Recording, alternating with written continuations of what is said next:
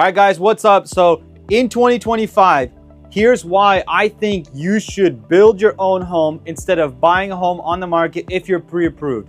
If you're a subcontractor and you've always wondered how do young kids like me go out and build houses, I've built over 250 homes over the past 6 years now. And I think that it's so much easier than many people think. In this video, I'm gonna break down the personal home strategy. I'll break down cash on cash, and I want you to pay attention, write notes, because this strategy is a lot easier than most people think. And it's so powerful because you can make over $250,000 every single time you sell a house, tax-free. If you're single, up to 500 grand in profit, tax-free of capital gains if you decide to live there for 2 years out of the last 5. So super excited to share with you. We're gonna get right into it. Let's go. All right, guys, so let's get into it. This video is gonna be all about why you should build instead of buy. So first, I'll start off with this quick video that I made at the lot that I'm currently under contract to purchase for.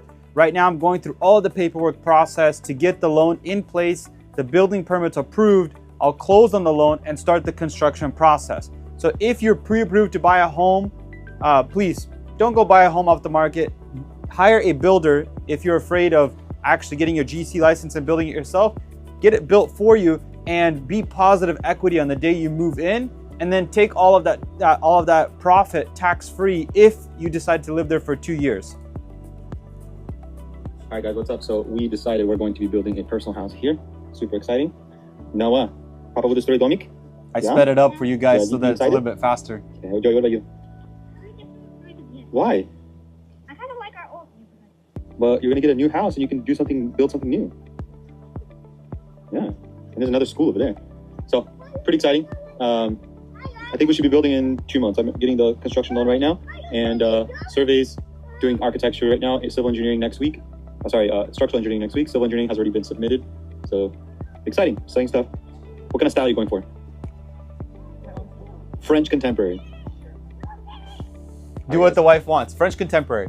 So here's a quick breakdown for you guys. So when you're looking to build a house, the very first thing you want to know is how much can I pay for the lot? What I've seen nationwide with all the students and different people that I work with, it's anywhere from 15 to 25% of the final build value, or the ARV, after repair value. It's a very common term in real estate. So what does that mean? Get the final price of the home that you want to build and multiply that by 15 to 25%. If you're in Texas, you want to be on the lower end. If you're in San Diego, you want to be on the higher end.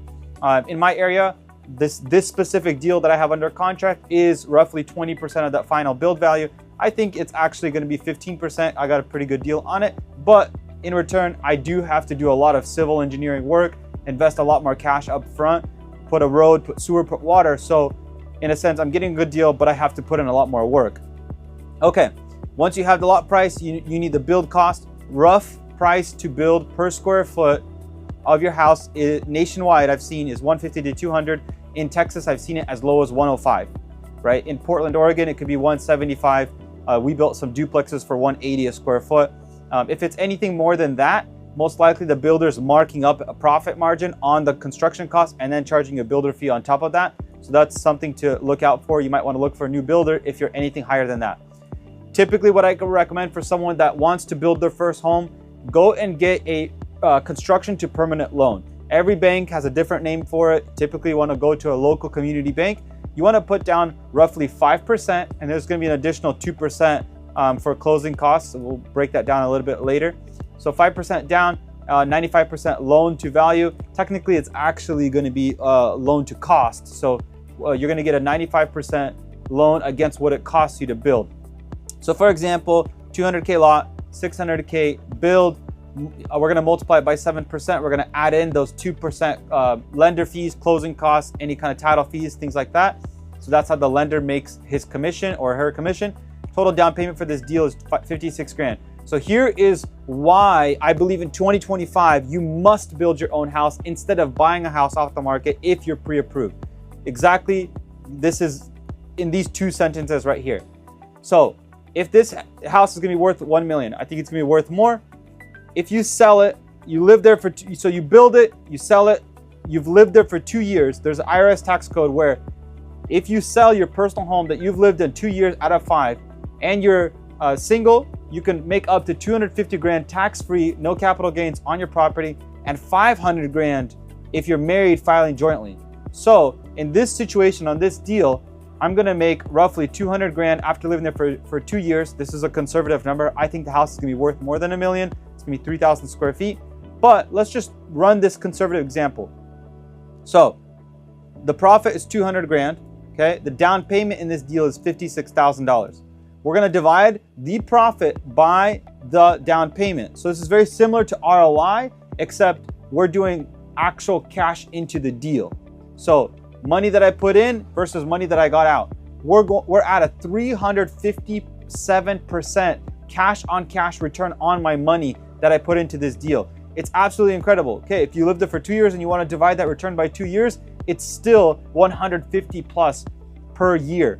And then if you want to look at it as an actual money in the bank, you're making an extra 100 grand per year you doing this strategy, building your own personal home, hiring a builder. If you're brave enough, go and get your GC license yourself. In some states, it's really easy to get. Some it's more difficult.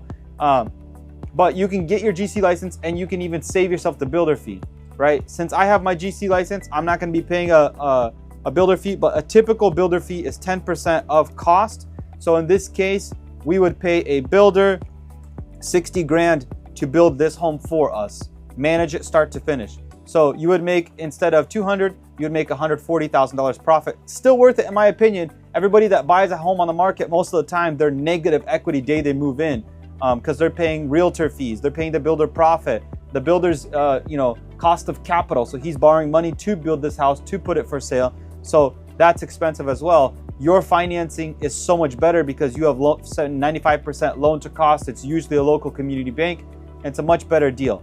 So what's the first step?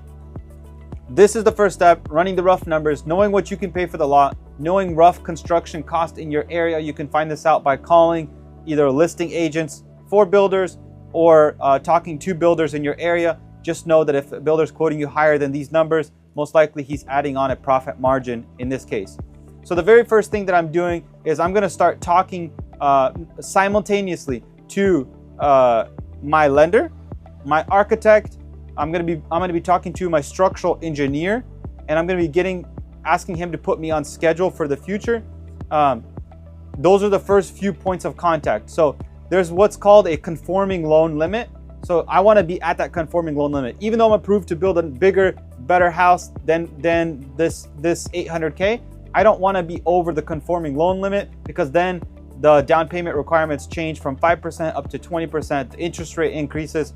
And I think the best bang for your buck is to build a home within the conforming loan limit. So roughly my loan's gonna be around 800K, around $50,000 down payment.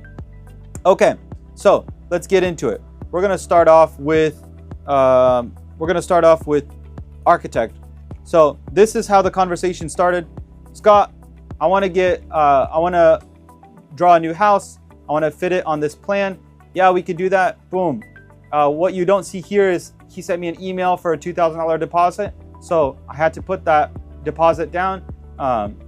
Typically you could do that with a credit card if you don't have enough cash available. But the good news is when you close on the loan, the bank will reimburse you those costs. So it's not a big deal. We jumped on a Zoom call. We talked about what we want specifically, and you'll see in detail.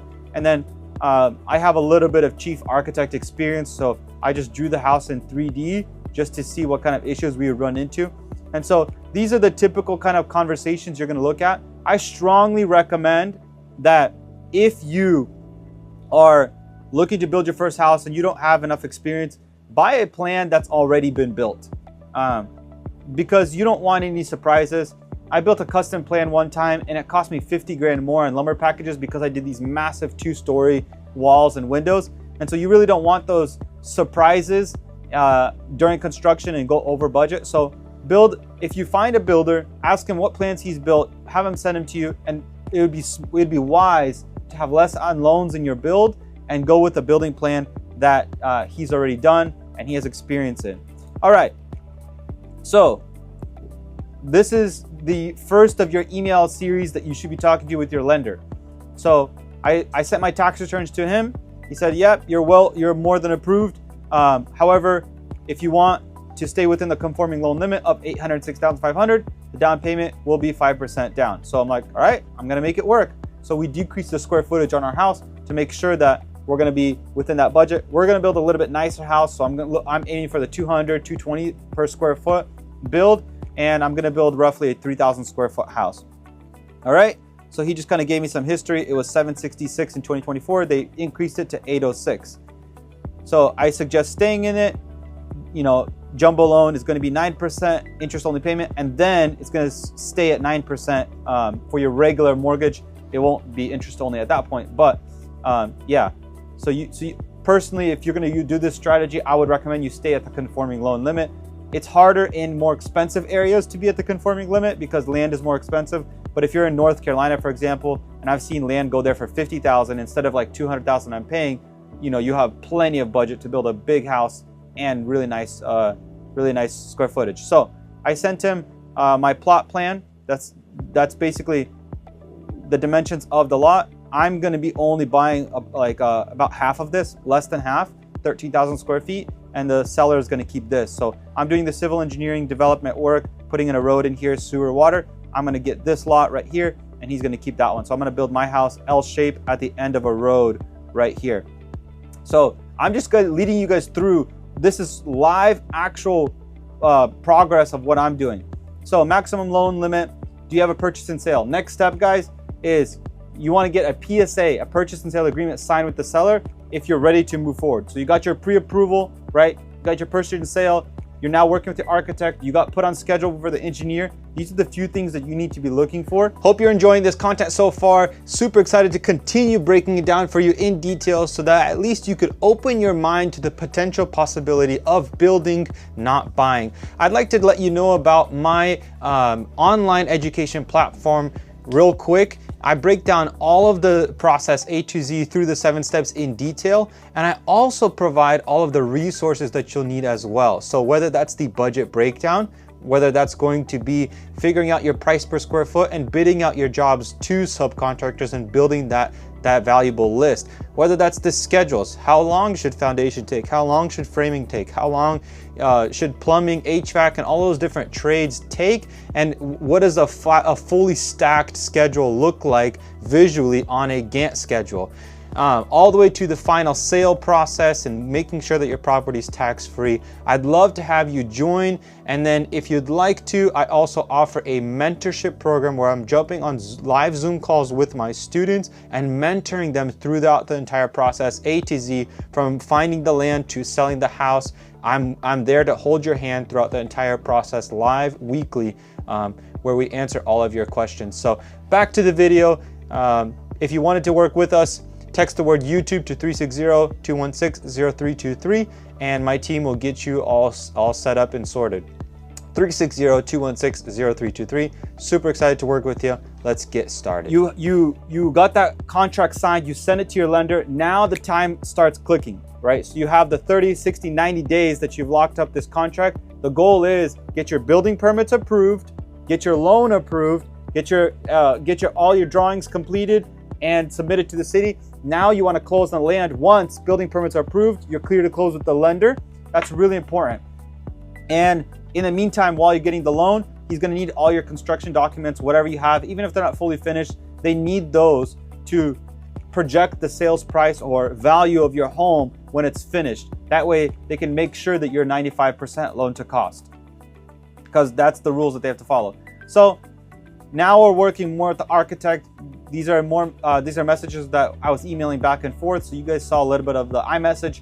So now he's saying, hey, we have a beam over here. I wonder if I could zoom in and show you guys a little bit. So what's important here is to build a plan that you've built before. But as you guys can see, these little black dots on a building plan like this are posts. I don't want a post in the middle of my great room. I know it's not clear, the image, but I just want to show you guys the importance of understanding plans, at least to the bare minimum. And so I really don't want to post there. So I asked him, as you guys can see, this wall doesn't line up, this dining room wall with this wall. So I asked him, hey, why don't we just line up this wall with this one, and then we can put a beam across and connect those two and remove that post. Lo and behold, he replied, absolutely go ahead. That's a smart idea. So he's sending me the new ones. I'm starting to send him more changes that I want. Again, if this is your very first build, just do a plan that someone's built before, and that's it. And you don't have to worry about all these changes. At least build your first house. And if this works out for you and you do end up making that 100, 200, 300K profit on your house, you're going to be hooked for life. And you're going to be doing this every 2 years, and you'll have more than enough time to build your dream house or make it custom. I remember when we first built a house for one of my friends, he's like, wow, I want to do this again because I learned so much during the actual construction process. So as you guys can see, he sent me version 2. Now I'm looking at dimensions. Okay, do I want a 1 foot space between my couch when I'm walking into the great room? No, I don't. Unfortunately, man, the house is getting so big, but we need to add 3 feet here. We need to add 1 foot there. I'm sending him inspiration photos that I got off of Google. I'd like to do this kind of style add-on for the great room. I'd like to do this kind for the office windows. So I'm sending him all these kind of different things. He's sending me different roof plans. I'm looking for like a gable right here, a little dormer window here, and then as you guys can imagine, that private road is going to be right here, coming from the other guy's lot. And so I'm designing a plan to fit this. So what should you pay your architect? Typically what I'm seeing is $1 per square foot. And then the engineering on this kind of house for 3,000 square feet is going to be roughly $2,000 to $3,000. So all in around $5 grand for the building plans and engineering. So that's kind of what that looks like. I'm going to show you guys even more in detail all the different things. So pretty cool. Now that you're getting closer to close, right? You've sent your building plans to your loan officer. You're gonna have to start filling out spec sheets and stuff like that. So I provide these to everybody in my free community channel. But a spec sheet typically, right? The house doesn't exist yet. So how does an appraiser know what your house is going to be like other than based off of your plans? Well, really simple. It's going to be a spec sheet. So the spec sheet is going to determine, all right, are you putting quartz? Are you putting hardwood? Are you putting LVP? What kind of windows are you doing? Are they, what kind of heating system? Is that a gas? Is it electric? Is it a fireplace? What kind of roof? Are you doing a 30-year? Are you doing a 50-year, right? All of those different things make the house worth a little bit more or less, and he can compare it to other houses in the area. So, and then you're gonna need a contractor agreement. So between you and the general contractor, this is a standard one that I've been using for the past probably 6 years. And so it's between me and the general contractor. In this case, it's me and myself. But when I've built for different customers, it's me and the customer. So your bank will ask for an agreement between you and the GC. And then you have your checklist. So this is just really helps you understand what exactly is going to be required. So like we talked, you need the PSA, right? Your income. So if you're a business owner, 2 years tax returns. If you are a if you're employed and have W-2s, let's just say, you need W-2. A lot of times 3 months is fine, not 2 years. That's a long time. Your construction plans, like we talked about. If you're self-employed, there's a little bit more. If you have different life situations, other items are required. Sometimes they'll ask for different assets if you want to get your approval higher. And then if you wanted to do a refi or departing home loan residence. So if you have a home right now and you're looking to build a house, you can actually pull the equity and they can put a lien on your house and get you a new construction loan. That's one option. You're gonna have to talk with your lender. I have a bunch of lenders that I work with, but ultimately, yes, that's possible to have a house right now. You don't have to sell it. You can live in it, finish your new construction, and then build your new house. These are all the different building plans that I offer to my community channel, so you can check that out. But I guess let's go through my building plan, and I just want to show you guys some cool different little things. So version 1, as you guys saw, let's see here. Let's pull out like this square real fast. We'll make it red. So I just want to show you guys, see this wall right here? I'm going to draw this down. See how it doesn't line up? So these are things that a good architect will notice, or a good builder, right? That's extra money because you can't run a beam into air, but you can run a beam across both walls. So you definitely want to line up those walls if at all possible, right? These two walls from here, you want them to line up. A lot of times you want the second story to line up, a 1-story is a little bit more expensive to build because you have more foundation. On a 2-story, you're stacking, so you have less foundation and more wood being stacked on top of each other, so it's a little bit cheaper. So as you guys can see, that's version 1. I'll show you guys the upstairs. I changed it a lot, but as you guys can see, that's version 1. This goes into the garage, and so I want the garages to be 12 foot so I can park my boat or whatever else. So I'm gonna have to remove this closet and kind of probably do a walk-in closet that's more somewhat something kind of like maybe like this. And let's just say I'll do another box for you guys to make it like super clear, but I would do a walk-in closet more like this, something like that is what my walk-in closet would be. I can't select that anymore for some reason, but there won't be a wall there. But as you guys can see, I can be smart with my walk-in closet and rearrange the bathroom a little bit, and now I can have a high ceiling right here where the garage opens, and that way, you know, I can have that extra space and park something taller if I wanted to. So all these different little things are not required, but it's a really cool added benefit that you can do when building your own custom house. So I don't think I need this open to below, so I'm putting this little bathroom here, and I'm making the laundry bigger. My wife wanted a bigger laundry. So all of these cool little options are really cool, and you can do them when you're building your own custom house. All right, here we are at version 4. So this, we haven't adjusted that walk-in closet, but as you can see, this garage door is lower. Number 1, I think it looks weird. Number 2, you know, that walk-in closet has plenty of room, and it's cheaper to stack it on top of each other instead of floating and put beams over the garage. And so as you guys can see, we changed it a little bit. The laundry is now bigger. So tell me that's not cool. You can design your house how you want it, how you like it. That laundry was tiny before. That open to below, cool when you walk in and you have a tiny little open to below space, but now we have a guest bedroom with their own private bathroom and a massive laundry. I think that's a really cool upgrade in my opinion. So you could do those kind of things, and looks like I don't have that version 5 yet from him. Okay, and now we're gonna go through all of the different checklists that you're going to have when you're working with your lender. So you have that checklist, right? I gave you the general overview.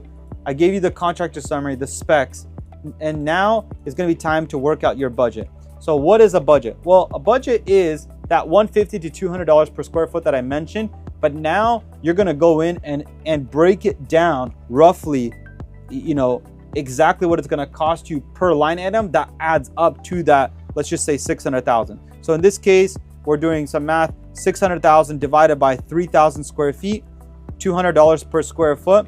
So we're going to be working up to that $200 per square foot.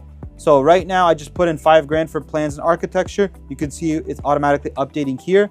Permits in my area, I like to front load the budget. So even though permits will cost me a little bit less, I'm gonna put in $50,000 here. What's nice is the bank will give you a draw based on what you put in your budget. So whether your permits cost you less or not, they're still going to give you the full 50 to your account, and then you can use whatever's left to put deposits on whatever next items that you had, which is pretty cool. A lot of times I've come in on projects under budget, and the bank doesn't care, because as long as their 95% loan to cost value gets met, or at the very end when they do the final appraisal and their 95% loan to value gets met, that's all they truly care about. They just don't want you to be over leveraged. And so that's a really big benefit to building new construction. Awesome. Thank you so much for making it to the end of this video. Hopefully that you learned something today, took some notes. I'm super excited for you to take action and build your first personal home. It's a lot easier than most think. Just remember, don't go buy a home on the open market off of the MLS, but instead go buy a lot off market. You don't have competition, right? Because the lot wasn't listed on the market. You can lock up for a longer contract, like let's just say 60 to 90 days. You can get your building permits, close on the land when your building permits are approved, and start construction right away. With this strategy, I am confident you can make anywhere from extra $100,000 per year up to $500,000 of profit if in your area land is cheap and the houses are more expensive. If that's true, you have a competitive advantage that's better than all of us combined. So Like and subscribe to this video. I'll post more content like this. Join my community channel. I hope to see you inside where you can download all of the resources and go crush it.